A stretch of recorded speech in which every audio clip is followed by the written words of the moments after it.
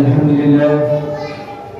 لله ثم الحمد لله الذي أرسل رسوله بالهدى ودين الحق ليظهره على دين كله وكفى بالله شهيدا. أشهد أن لا إله إلا الله وحده لا شريك له وأشهد أن محمدا عبده ورسوله لا نبي بعده. اللهم صل على سيدنا محمد في الأولين، اللهم صل على سيدنا محمد في الآخرين، اللهم صل على سيدنا محمد في النبيين وعلى آله وصحبه أجمعين. رب اشرح لي صدري ويسر لي أمري واحلل عقدة من لساني يفقهوا قولي. يفتح علي قال تعالى في القرآن الكريم: أعوذ بالله من الشيطان الرجيم، بسم الله الرحمن الرحيم. يا أيها الذين آمنوا اتقوا الله حق تقاته ولا تموتن إلا وأنتم مسلمون. وقال تعالى في القرآن أيضا: يا أيها الذين آمنوا إن تنصروا الله ينصركم ويثبت أقدامكم. وقال النبي صلى الله عليه وسلم في الحديث: لا يؤمن أحدكم حتى يحب لأخيه ما يحب لنفسه. Puji dan syukur yang senantiasa kita panjatkan, yang senantiasa kita munajatkan, yang kita senantiasa lantunkan pada Allah Subhanahu wa Ta'ala, di mana pagi hari ini yang menuju siang Allah limpahkan keberkahan untuk kita. Allah bertahan hati kita untuk ke masjid, untuk bertadarus, untuk menuntut ilmu dan untuk menuntaskan kewajiban kita selaku umat muslim, yang dimana ini karena Allah Subhanahu wa Ta'ala. Dan semoga Allah senantiasa tingkatkan kualitas iman kita hingga kita dijemputnya, amin ya Allah ya Rabbal Alamin. Tak lupa salawat senantiasa dituturkan dengan salam, senantiasa diucapkan dan senantiasa membaca lidah kita yang senantiasa bersolawat kepada Nabi besar Muhammad sallallahu alaihi wasallam, tak lupa kepada keluarganya, para sahabatnya, para tabi'in yang kita selalu umatnya, amin ya Allah ya Rabbal Alamin. Hadirin jamaah yang insyaallah Allah muliakan, tentunya di hari Jumat ini hati khususnya mengingatkan, mari kita senantiasa tingkatkan keimanan kita, kualitas keimanan kita dengan senantiasa melaksanakan kewajiban-kewajiban yang Allah perintahkan melalui wasilah Nabi Muhammad SAW, yang dimana hari ini manusia lupa bagaimana kewajiban untuk menuntaskan syariat-syariat yang Allah wasilahkan kepada baginda tercinta. Ketika kita lihat banyak hari ini kita senantiasa bermuamalah, senantiasa bersyariah, senantiasa bersiasat, namun kita lupa akan akidah, namun kita lupa bagaimana caranya beribadah kepada Allah Subhanahu wa Ta'ala. Para jemaah yang insyaallah Allah muliakan, ketika kita lihat di ayat yang tadi khatib bacakan, ya ayyuhalladzina amanu in tansurullaha yansurkum wa yusabbit aqdamakum. Di dalam ayat surat Muhammad ayat 7 diungkapkan, wahai orang-orang beriman, tolonglah agama Allah, maka Allah akan menolongmu. Di sini tersirat maupun tersurat sudah jelas, diberikan atensi, diberikan perhatian, sebuah penegasan bagaimana kita dituntut untuk menolong membela agama Allah. Lantas menolong agama Allah seperti apa? Apakah kita harus berjihad di jalan Allah dengan berperang? Lihat kondisi kita, lihat sekitar kita. Bagaimana hari ini mungkin ada yang sedang menuntut ilmu dari jenjang SD hingga jenjang perkuliahan. Disitulah bagaimana kebutuhan-kebutuhan pendidikan yang harus diutamakan, maka tuntutlah ilmu sebaik-baiknya, yang dimana kelak akan menjadi penerus bangsa, yang dimana kelak akan menentukan kebijakan-kebijakan bangsa ini ke depannya.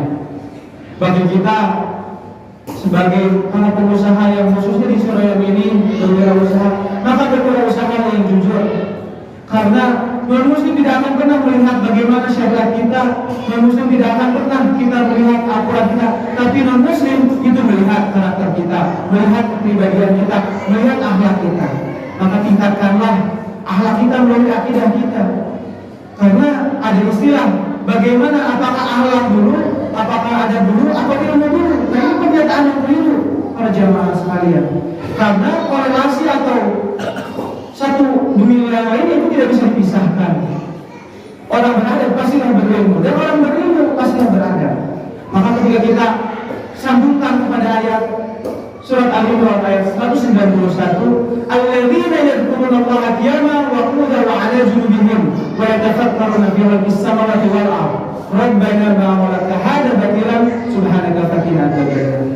Para jemaah yang insyaallah Allah muliakan, tentunya ketika kita orang yang senantiasa menuntut ilmu, orang yang senantiasa kita menuntut ilmu, lantas di akhir ayat tersebut rabbana ma khalaqta hadza batilan subhanaka faqina adzabannar.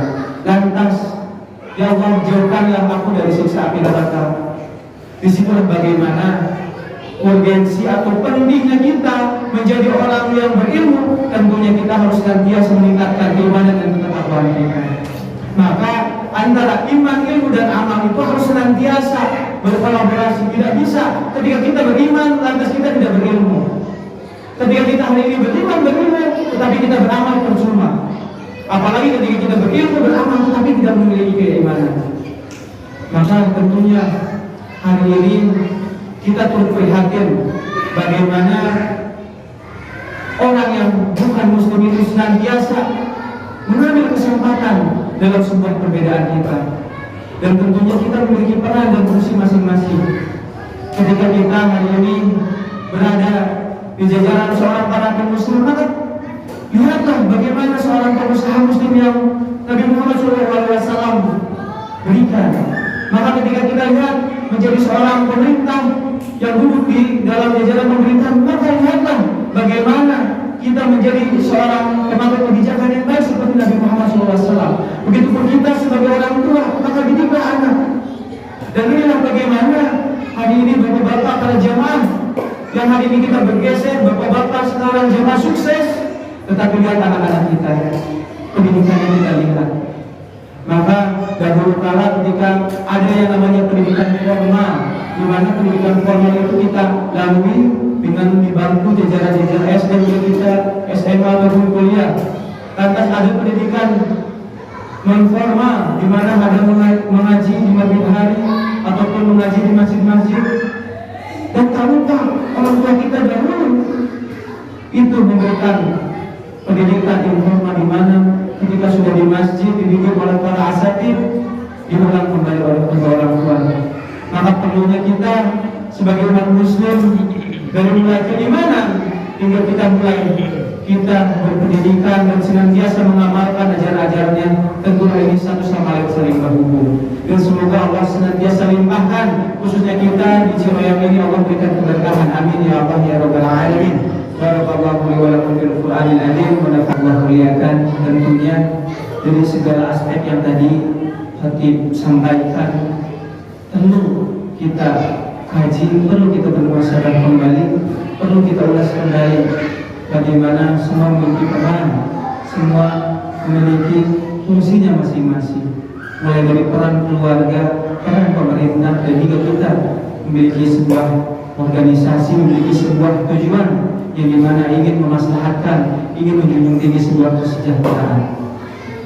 Lantas bagaimana kondisinya ketika harapan dan keinginan itu tercapai, ketika akidah kita saja banyak yang tergadaikan? Maka tidak heran dan kita tidak harus shock ketika melihat hari ini bagaimana kondisinya orang-orang yang berilmu hari ini banyak yang korupsi. Ketika kita hari ini menekankan bagaimana haramnya memakan daging babi, bagaimana haramnya melihat pornografi, tetapi tidak untuk meningkatkan bagaimana dosanya korupsi, untuk bagaimana kita menegaskan bahayanya menzalimi orang lain. Ini yang harus kita perlihatkan, dan ini menjadi sebuah atensi atau perhatian yang sangat penting. Apakah hari ini ketika berbicara korupsi, apakah hari ini berbicara fasad, itu melihat dari menghilang uang saja, mengambil uang saja? Tidak. Ketika kami, mungkin khususnya saya sebagai pendidik, ketika di kampus, hari ini telat saja itu merupakan sebuah korupsi waktu. Begitupun bapak-bapak, para jemaah yang ketika hari ini mungkin menuntut kewajibannya tetapi tidak memenuhi haknya, itu sama halnya. Maka kita mulai dari kita dari pribadi, maka kita mulai dari kita sebagai jamaah yang insya Allah karena urgensinya atau pentingnya kita sebagai laki-laki, disitulah bagaimana Allah menugaskan kita sebagai imam. Maka ketika ada yang bertanya, mengapa hari ini laki-laki ditugaskan untuk sholat Jumat berjamaah, tetapi ketika perempuan tidak? Bukankah itu tidak adil? Disitulah bagaimana pentingnya kita sebagai imam, sebagai laki-laki untuk senantiasa membimbing, untuk senantiasa membina dari keluarga kecil hingga keluarga besar. Karena kita di dunia diberikan tanggung jawab, begitupun di akhirat kita diberikan tanggung jawab. Dan tadi hadis yang senantiasa kita harus ingat, la yu'minu ahadukum hatta yuhibbu li akhihi ma yuhibbu li nafsihi. Tidak berimanlah kita sebagai umat Islam ketika kita tidak menyayangi umat Islam seperti menyayangi diri kita sendiri. Maka kami berpesan, marilah kita satu sama lain untuk tingkatkan kualitas iman kita melalui umat Islamnya kita. Berbeda pandangan, berbeda pendapat, secara perubahan itulah sunatullah.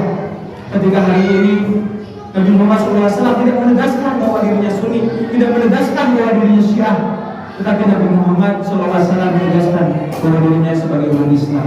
Maka tentunya kita sebagai umat Islam, marilah kita cerminkan nilai-nilai Islam.